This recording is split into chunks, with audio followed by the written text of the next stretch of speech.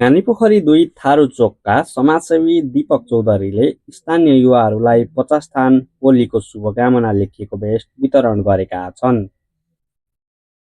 कानीपोखरी स्थित केरुन चोकमा मङ्गलबार बिहान होली खेल्न भेला भएका युवाहरूलाई उनले भेस्ट प्रदान गरेका हुन्।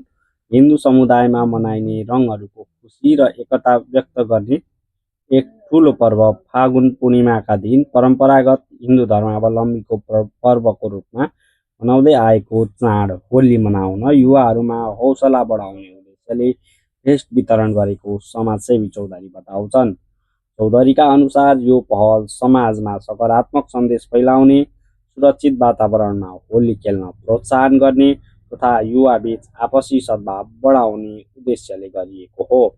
भेस्ट प्राप्त गरेका युवाहरू र स्थानीयवासीले चौधरीको यो सामाजिक कार्यको प्रशंसा गरेका छन्। यस्ता कार्यहरूले समाजलाई एकताबद्ध बनाउन मद्दत गर्ने समेत एक युवाले बताएका छन्।